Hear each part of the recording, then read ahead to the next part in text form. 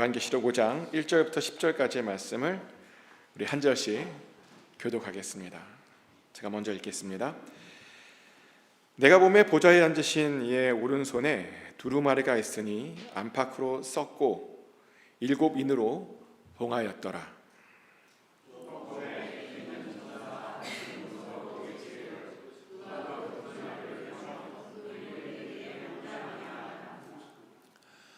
하늘 위에나 땅 위에나 땅 아래에 능히 그 두루마리를 펴거나 보거나 할 자가 없더라.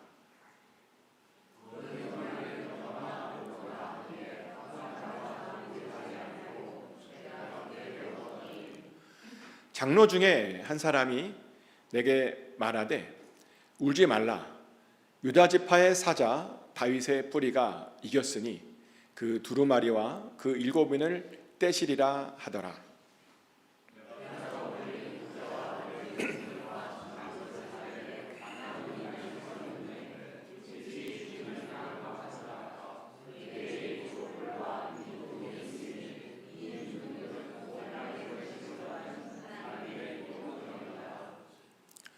그 어린 양이 나와서 보좌에 앉으신 이의 오른손에서 두루마리를 취하시니라.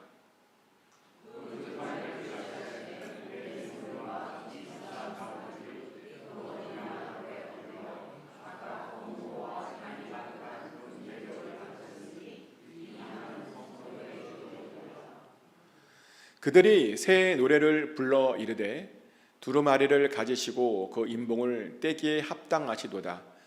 일찍이 죽임을 당하사 각 족속과 방언과 백성과 나라 가운데에서 사람들을 피로 사서 하나님께 드리시고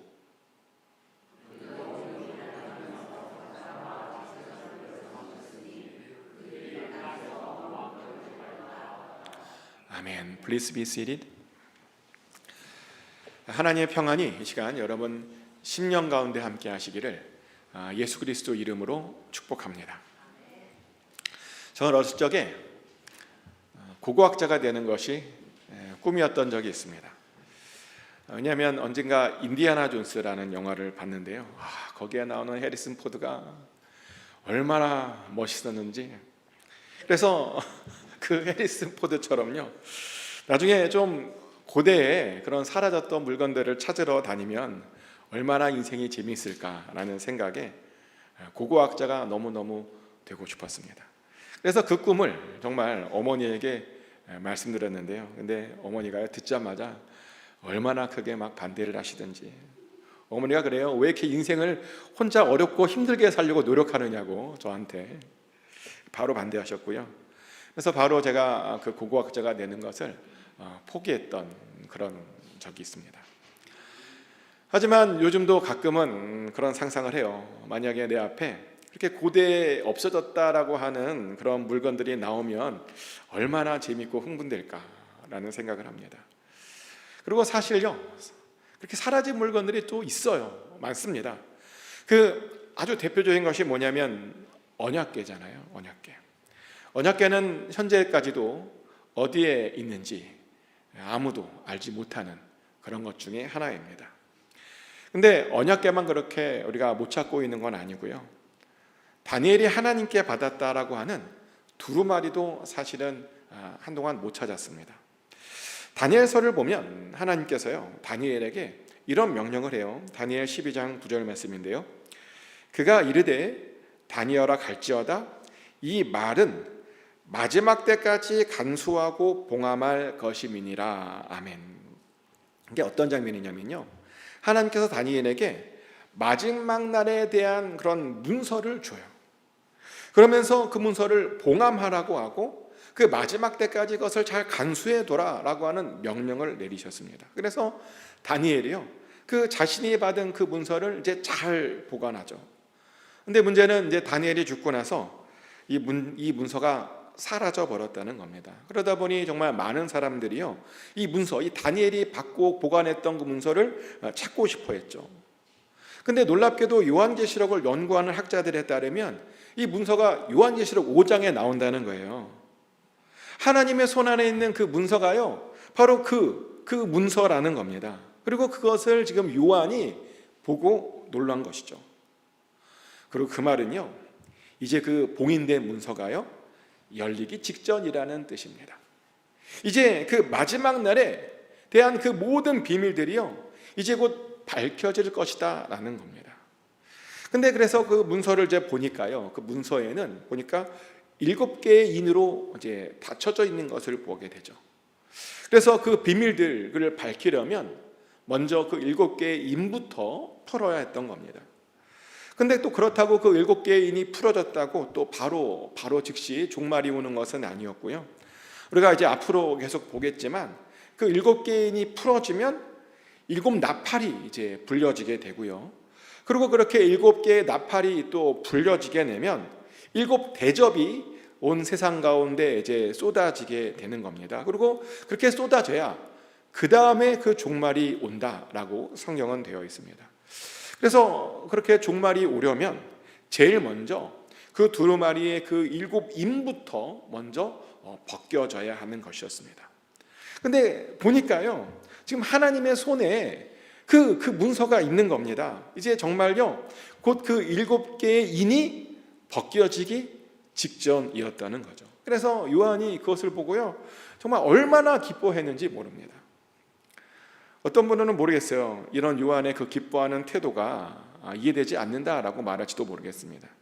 아니, 세상에 종말이 온다는데 어떻게 그렇게 기뻐할 수 있느냐라고 그렇게 생각할지도 모르겠습니다. 근데요, 사는 것이 너무 힘들고 어려우면요, 정말 그날이 나도 모르게 빨리 오기를 간절히 기다려지는 것이 바로 우리들인 것 같습니다. 저도 예전에 군대에 있었을 때 좀 비슷한 경험을 했던 적이 있는데요, 군대를 입대하고 훈련을 너무너무 힘들게 받았어요. 근데 어느 날은 갑자기 모든 훈련을 중지시키는 거예요. 갑자기. 그러더니 훈련병들에게 실탄도 주고 수류탄도 주고 대기를 하라는 거죠. 그게 너무 이상했습니다. 훈련을 시켜야 되는데 훈련을 안 시키고 막 실탄도 주고 막 수류탄도 막 주고 대기하라니까요. 그러더니 얼마 있다가 이상한 소문이 들려오는 거예요. 어떤 소문이냐면 지금 한국에서 전쟁이 일어나려고 한다, 그런 소문이 드는 거예요. 자, 제가 그 이야기를 듣고 좋아했을까요? 싫어했을까요? 엄청 좋아했습니다. 왜냐하면 훈련이 너무 힘들어요. 매일 막 진흙하고 막 땅바닥에서 막 구르는 훈련들이요 너무너무 힘들었고요. 또 밤마다 잠도 재워주지 않고 막 맨날 막 얼차례 막 시키고 벌 받고 너무 힘들었습니다. 그러다 보니 나도 모르게 제 정신을 잃어갔고요. 야, 전쟁 났으면 좋겠다 라는 그런 어마어마한 생각을 제가 말도 안 되게 했던 거예요. 근데 보니까 원래 이렇게 힘이 들면 이런 생각이 들어요. 힘이 들면. 근데 보니까 사도 요한도 마찬가지였어요. 로마의 박해가 완전히 극에 달해 있었습니다. 또 게다가 너무나 안타깝게도 주변에요, 정말 좋은 제대로 된 교회도 보니까 없는 거예요.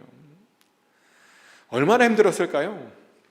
제대로 된 교회라도 있어서 정말 힘들 때 위로를 받고 힘을 받고 소망을 받았으면 차라리 좋았을 뻔했는데 그 당시에는 정말 제대로 된 교회가 하나도 없었다는 거예요. 그래서 보니까 몇 배는 더 그렇게 힘든 시간을 보냈습니다. 그러다 보니 요한이요 어떤 생각을 했냐면, 제발 그 승천하신 예수님께서 제발 좀 다시 오셔서 이 세상을 심판해 주기를 그렇게 원했다는 겁니다. 근데 보니까 지금 그것을 이루어줄 그 두루마리가요 자기 눈앞에 지금 있는 것이었습니다. 그래서 정말 기뻐했습니다. 근데요 보니까 또 기쁨은 잠시죠. 가만히 보니 그 두루마리가 있는데 그 두루마리를 열어줄 그 인을, 7 인을 아무나 뗄 수 있는 것처럼 보이지 않았습니다. 그래서 천사들이 떼어주려나 하고 기다렸는데 별 행동이 없어요. 근데 그 중에 어떤 힘 있어 보이는 천사가 와서 이런 말을 하는 겁니다. 요한계시록 5장 2절 말씀인데요, 또 봄에 힘 있는 천사가 큰 음성으로 외치기를 누가 그 두루마리를 펴서 그 인을 떼기에 합당하냐 하나. 천사가 나타나는 것까지는 좋았는데, 힘 있어 보이는 것까지는 좋았는데요, 자기가 뗄 생각은 하지 않고 누가 그 인을 떼기에 합당하냐라고 질문을 합니다. 이게 무슨 말이냐면요, 자기는 힘이 세지만 못 떼겠다는 거예요. 힘 있는 천사도 못 되는 그런 인이었습니다. 그래서 요한이요 그것을 보고 아주 크게 절망하며 울었던 겁니다. 저는 개인적으로 이 모습이요 사실은 좀 아주 크게 공감이 됩니다. 왜냐하면 저도 예전에 이런 감정을 느꼈던 적이 있었기 때문입니다. 교회에서 하고 싶은 일들이 많았습니다. 근데 보니까 아무도 그것을 같이 해줄 사람이 없는 거예요. 그래서 아주 크게 울었던 적이 있었습니다. 어떤 사람 그래요. 해줄 사람이 없으면 뭐 혼자 하면 되는 건 아니냐. 물론 혼자 해도 됩니다.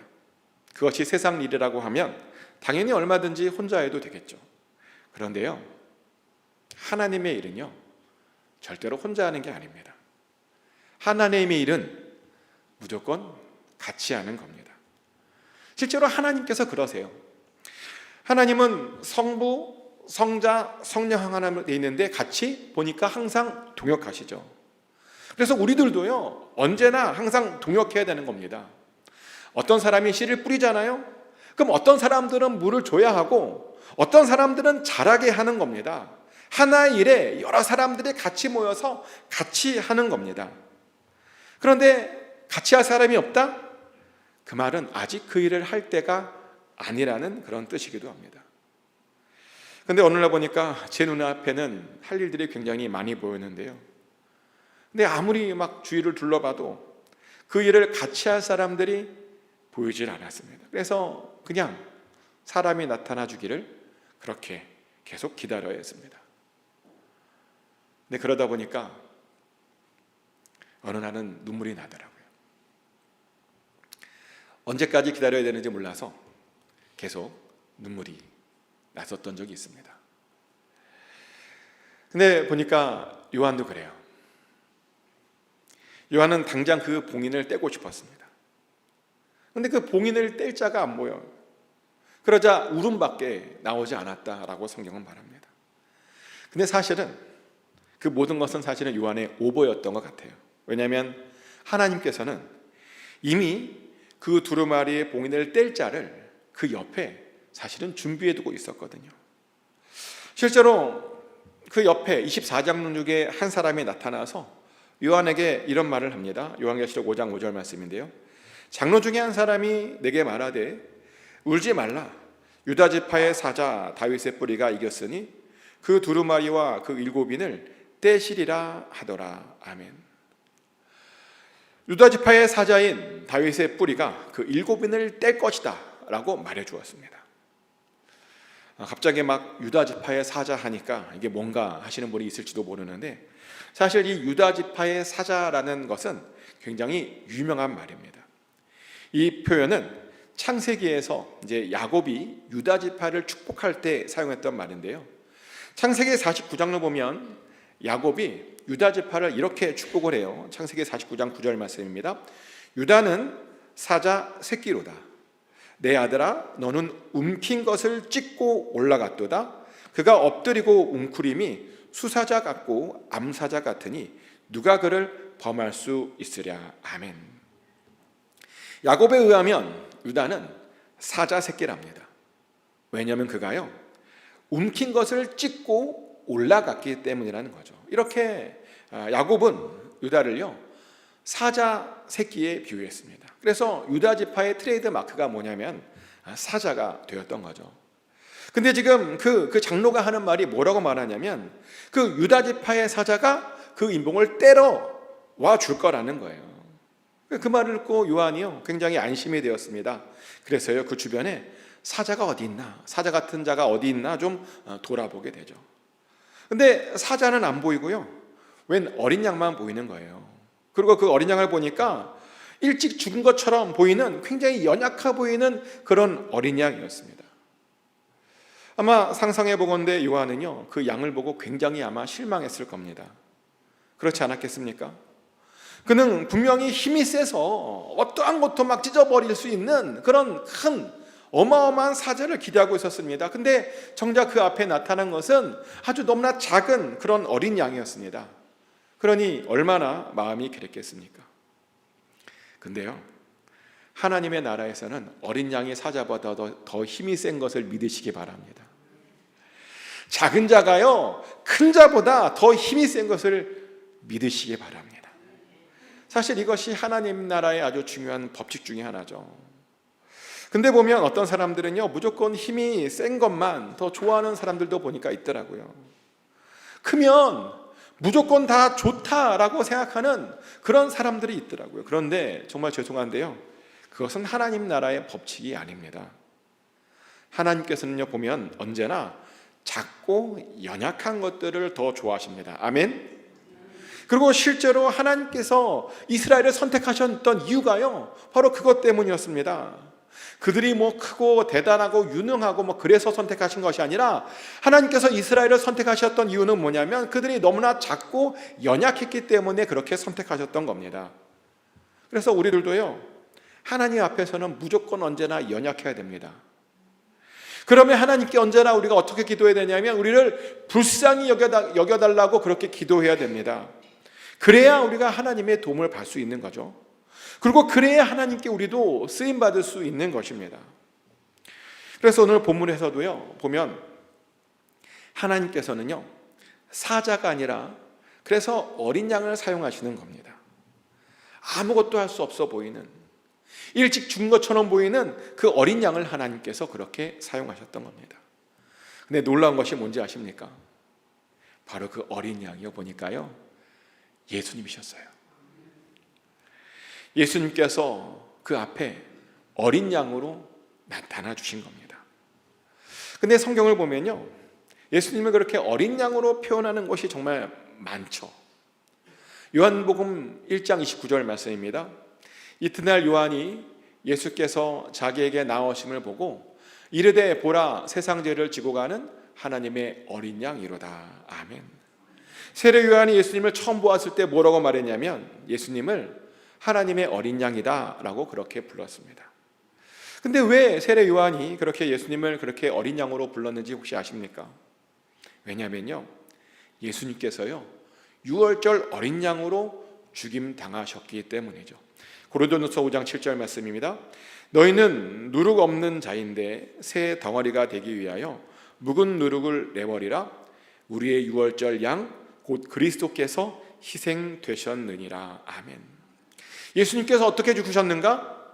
유월절 어린 양으로 죽으셨다라고 성경은 말합니다. 유월절 양이 뭐냐고요?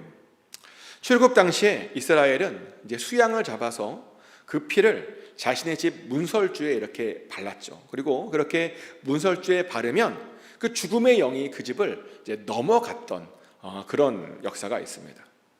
그래서 이스라엘은 그것을 항상 기념하기 위해서 매년 6월절만 되면 6월절 양을 잡았습니다. 그런데요 보니까 예수님께서 그 해에 그 6월절 양이었습니다. 실제로 예수님께서 언제 돌아가셨냐면요 바로 6월절에 돌아가셨습니다. 그래서 예수님의 피로 인해서 모든 믿는 자들 그 머리 위로 죽음의 영이 넘어간 겁니다. 그래서 우리들에게 그렇게 영생이 주어진 겁니다. 그래서 우리가 예수님을 어떻게 부르냐면 우리가 예수님을 6월절 양이라고 그렇게 부르고 있는 거죠. 근데 사도 요한이요 그 어린 양을 지금 하나님 앞에서 그렇게 본 겁니다. 처음에는 그 양이 예수님이라고 하는 것을 사실은 몰라서요 처음에는 좀 실망했습니다. 그런데요 곧 그 양이 얼마나 대단한 양인지를 곧 알아보게 되죠. 왜냐하면 그 양을 가만히 보니까 그 양에게는 아주 놀라운 표식들이 굉장히 많았기 때문입니다. 우선 그 양에게는 보니까요 7뿔과 7눈이 있었대요. 요한계시록 5장 6절 말씀입니다. 내가 또 보니 보좌와 내 생물과 장로들 사이에 한 어린 양이 서 있는데 일찍이 죽임을 당한 것 같더라. 그에게 7뿔과 7눈이 있으니 이 눈들은 온 땅에 보내심을 받은 하나님의 7 영이더라. 아멘. 여기서 본 그 뿔은요 뿔은 뭘 상징하냐면 보통 권위와 권력을 상징합니다. 실제로 역사를 보면 모든 민족의 왕이나 어떤 지도자들은 거의 대부분 그래서 뿔 달린 모자를 썼어요. 사실 왕관도요 여러분 모르는데 왕관이 뿔이에요. 왕관이 뿔입니다. 지가 높으면 높을수록 그 뿔은 더욱더 화려했고 더욱 높이 세웠습니다. 근데 그 어린 양을 가만히 보니까요 뿔이 무려 7개나 있는 것이었습니다. 그리고 그것은 예수님의 완전한 권위를 상징하고 있는 것이었습니다. 또 그 어린 양에게는요, 또 7눈도 붙어 있었다라고 말합니다. 그리고 덧붙여 설명하기를 그 7눈은요, 하나님에 의해 세상에 보내어진 7영이다라고 말합니다. 그런데 이 7영에 대해서는 제가 지난주에도 이미 말씀드렸죠. 7영이란 하나님의 보좌 앞에 있었던 7등대를 상징하는 것이다 라고 제가 말씀드렸습니다. 그리고 이 7등대가 상징하는 것이 뭐냐면 바로 7교회라고 말씀드렸습니다.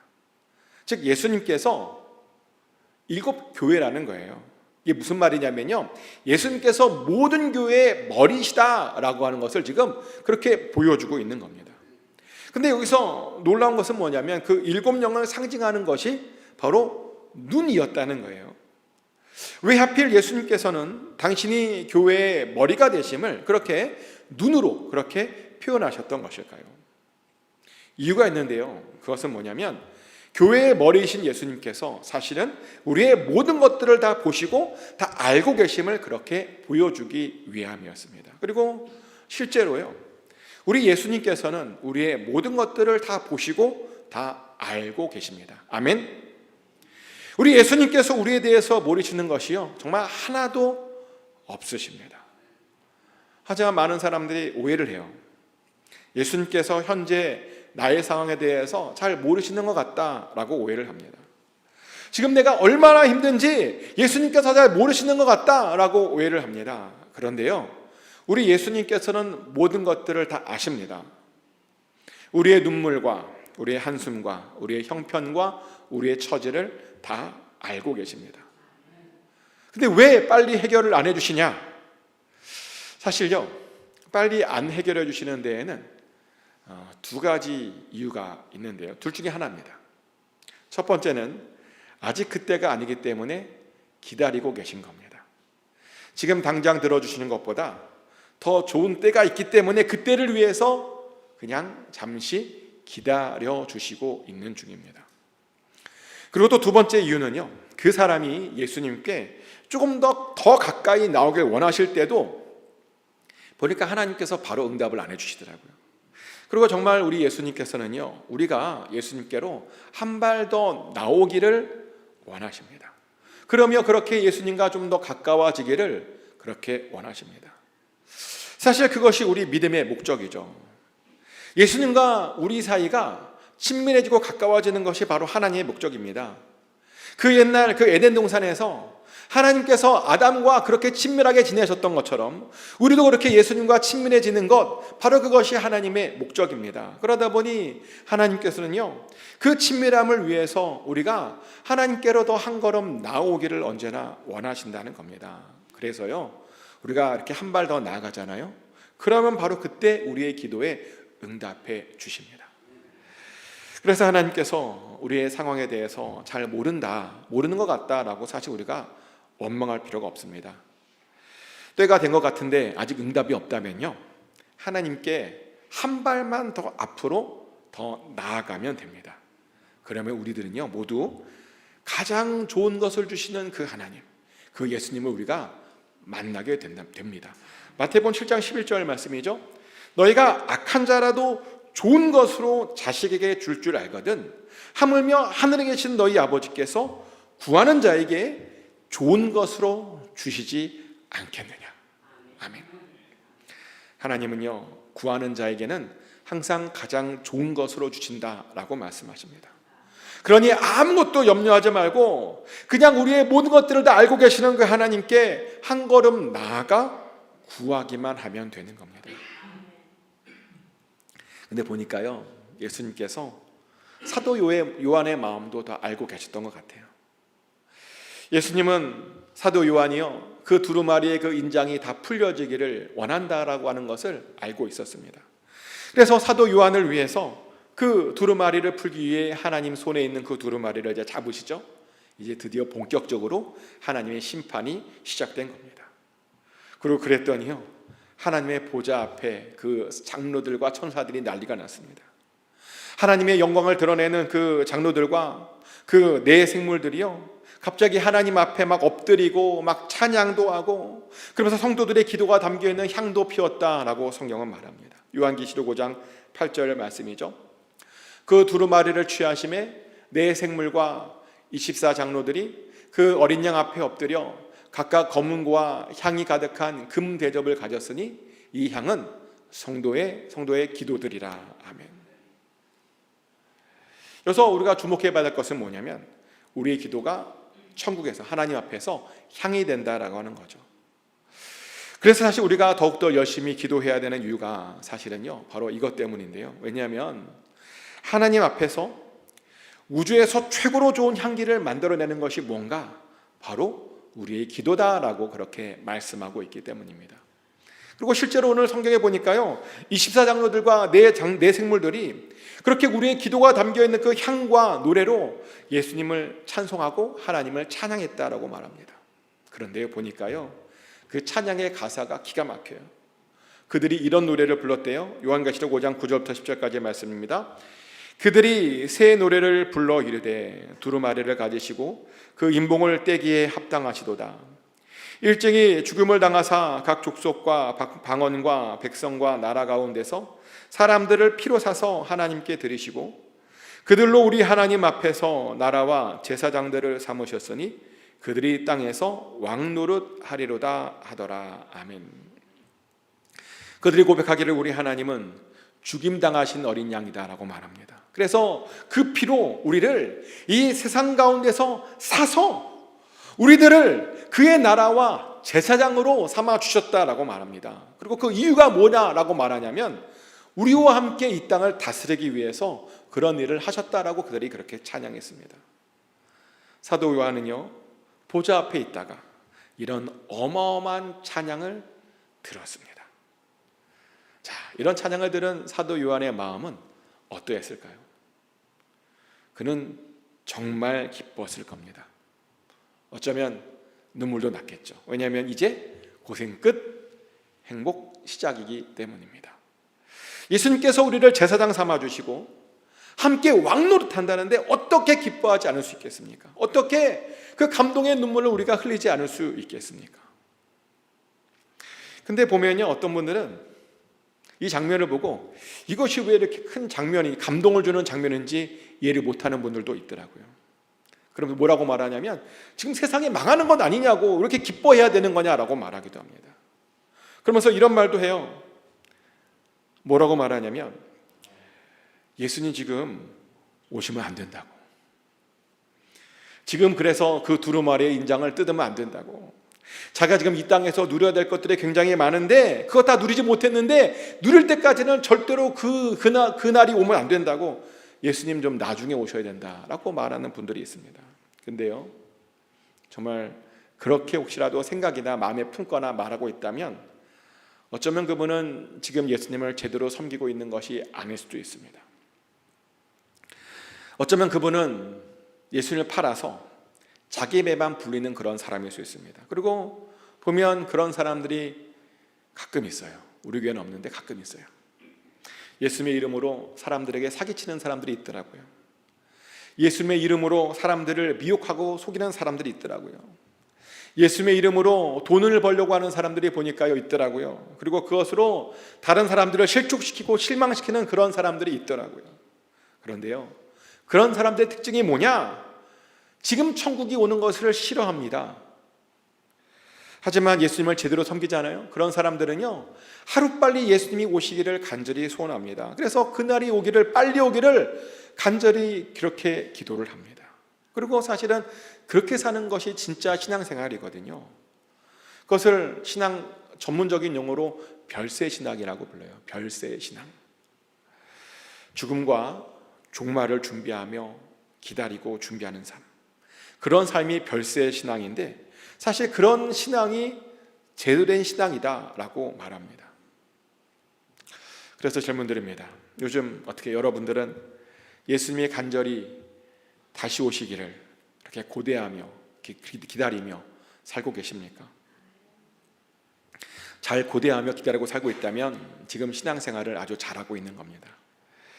근데 만약 예수님에게 예수님 좀 나중에 오면 안 될까요? 라고 말하고 있다면 어쩌면 지금 굉장히 잘못된 신앙생활을 하고 있는 것일 수 있습니다. 그런 삶은 진짜 크리스찬이 아닙니다. 그냥 무늬만 크리스찬으로 살고 있는 겁니다. 정말 축복하는 것은 반드시 예수님의 다시 오심을 간절히 사모하는 그런 삶을 사시길 축복합니다. 그래서 그날에 정말 예수님을 만나서 예수님과 함께 기쁨의 눈물을 꼭 흘리시는 저와 여러분 되시기를 예수 그리스도의 이름으로 축복합니다.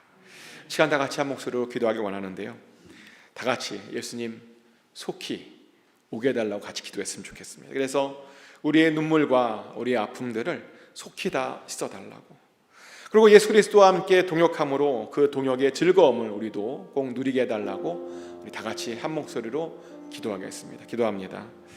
하나님 아버지, 우리가 예수님이 오시는 그날을 사모하기를 원합니다. 기다리길 원합니다.